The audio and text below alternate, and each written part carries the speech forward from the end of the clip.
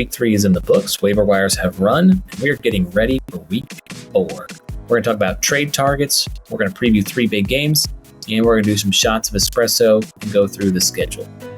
Let's get it.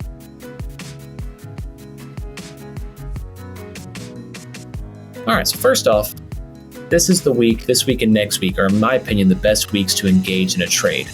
Patterns have been established. Managers may be looking to change things up. They're 0-3, they're 1-2, they're 1-3, somewhere in that range. And you want to change some things up. So how do you actually engage in a trade? Because everyone wants to brag, oh, I killed it on this trade. Oh, I robbed this guy. And it's like, nah, it's supposed to be fun. You're not really supposed to rob the guy, but you also want to have a good time. You want to be fair, but you also want to get a good deal. And so here's what I think is the best way. You contact them, you send a text, you send a message, you tell them what they need. Hey, I see that your team is missing a running back. I have 3 or 4 on my bench, and you be honest, you tell them what you need, what you're looking for. I'm looking for a wide receiver that you're not using. Or, you're like, hey, you need 2 starters. I need this player in return. I think it would help you each week, and I think it would help my team as well.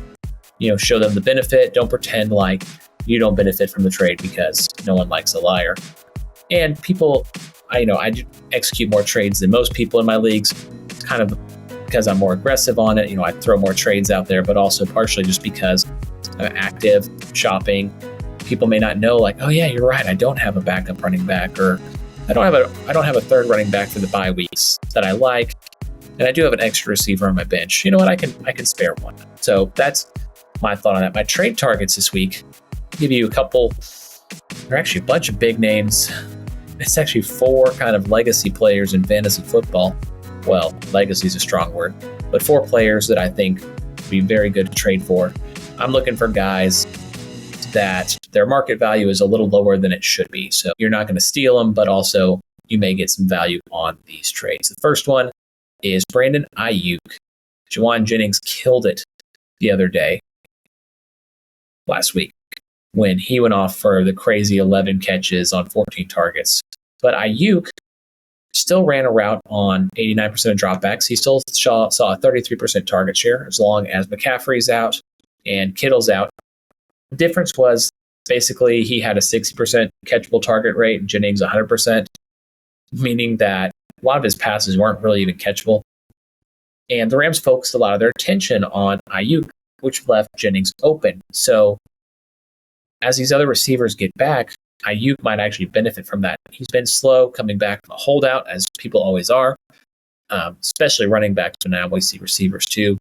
He's someone I'm targeting for in trades. The second one is Garrett Wilson. Now, we'll see if my friend is paying attention here, because I'm going to offer him a deal at about halftime of the game if they play against Denver, because he's getting the Pat Surtain shadow. Wilson's been disappointing in his first 3 games.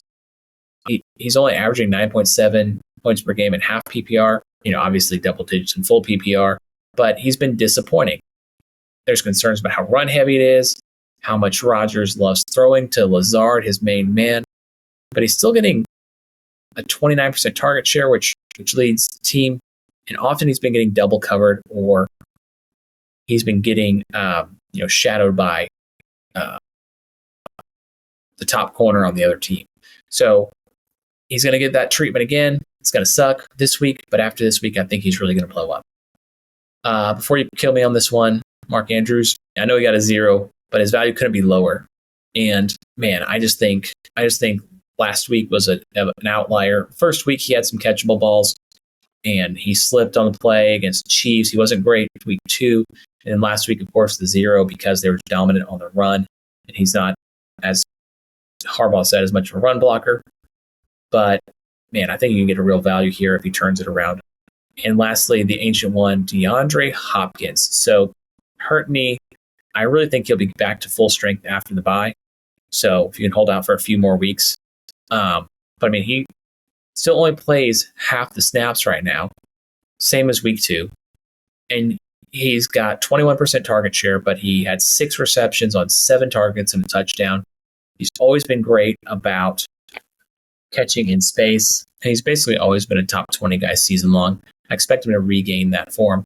Then Joe Burrow, I think this is just more gut than anything. I think he's going to have a good game this week.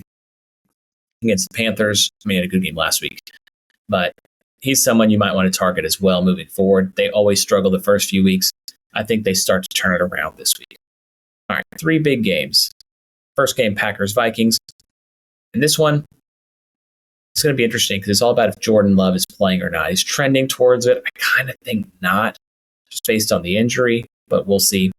If he plays, obviously a huge upgrade for the receivers, upgrade for the whole offense. But if he doesn't play, then, man, if you got the Vikings defense, stream that. I think it's a Josh Jacobs rebound game for the Packers. You know, there was Wilson coming in last week, and you really think, like, oh, is he starting to lose the backfield? No, I mean, I think he just got huge usage the week prior, and the game was out of hand. So give me Josh Jacobs for a rebound week. A little bit of a downgrade on Justin Jefferson due to the for the Vikings. Give me a downgrade for Justin Jefferson, the Jair Alexander shadow, and the Aaron Jones revenge game. I think he's going to have a huge game against his former team, the Packers. Give me the Vikings to win going away in the end. The Baltimore Ravens and the Buffalo Bills, these are 2 of the top quarterbacks in fantasy every year, Josh Allen and in Lamar Jackson. This will be an interesting one to see how these teams react from big wins last week. Did the Ravens discover something with Derrick Henry? Are they actually going to stick to it? Or if they fall behind, will they switch to what they did against the Chiefs and go away from the run immediately? Obviously, as someone who has lots of shares in Derrick Henry, I'm hoping they stick with the run. But expect a better day for Zay Flowers for the Ravens.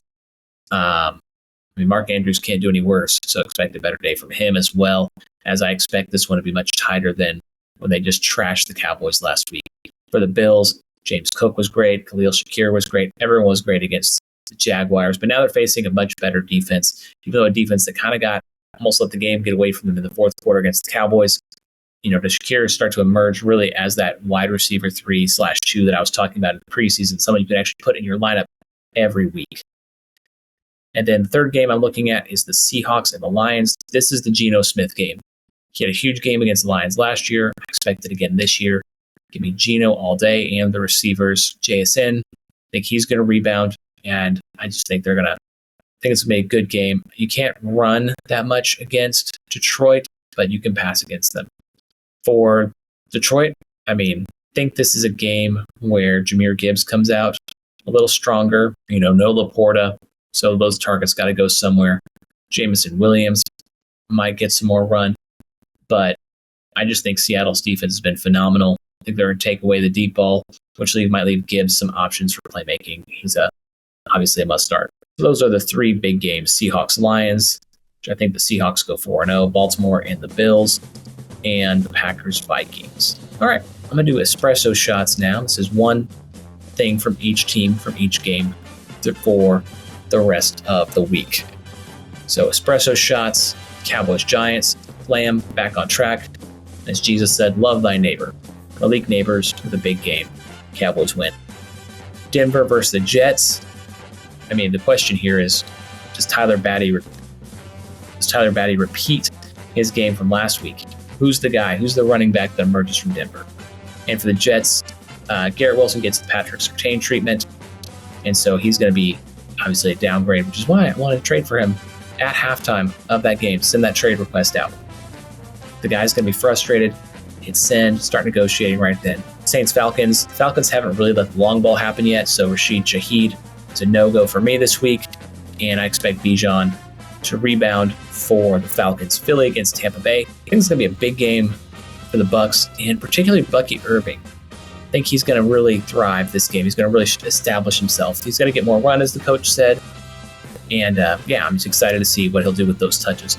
For the Eagles, and Jalen Hurts doesn't really have any weapons. If Brown is still out, if Devonta Smith is out, Dallas Goddard was working on the sideline on Wednesday.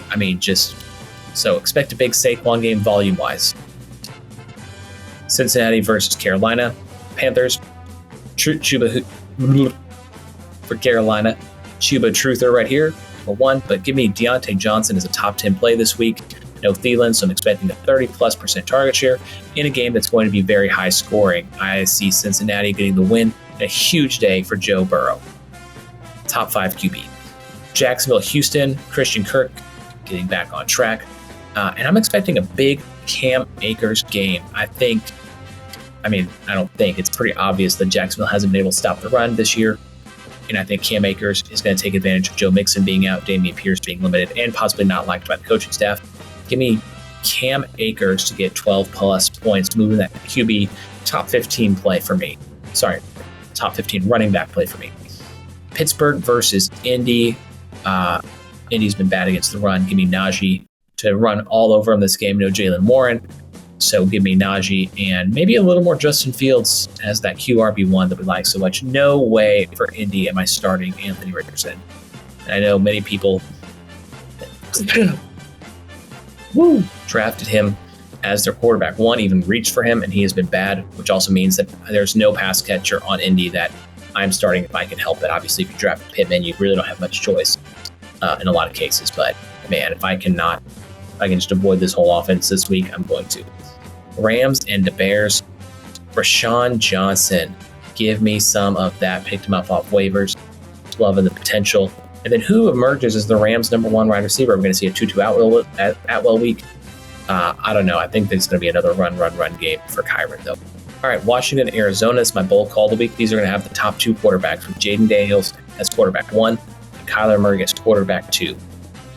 Defenses can't stop anybody, and Jaden Daniels' offense has been phenomenal. They have only not scored the last two games because they've knelt down to end the game. New England versus San Francisco. Mason gets back on track on this one. Just going to run it. Try to milk the clock. And look for Antonio Gibson to have a real nice effort, a double-digit type game. It's going to be a negative game script. Him and Pop Douglas, I think, are going to get the recipients of a lot of dropbacks. More dropbacks than they want, obviously, because they're going to be kind of out of the game. Cleveland versus the Raiders. Stream the Raiders defense. Watson's been horrible, but I hope Njoku plays, because if he does, I have him bouncing back and having a nice effort in this TE wasteland that we live in. Live a tied in wasteland. Las Vegas Chargers. What? Las Vegas Chargers. Kansas City Chiefs versus Los Angeles Chargers. Let's try that again. Rashee Rice is Travis Kelce, as I've argued previously.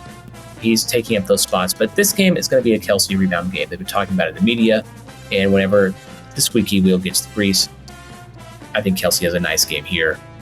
And for the Chargers, for me, it all depends on who they start at quarterback. Because it's going to be a negative game script. Kansas City will be winning or right there, and they have a good defense. I expect Quentin Johnson maybe to be a little bit better than the rest. Maybe Vlad McConkey. It's so hard. Their receivers are so hard. But I'm going to make the call.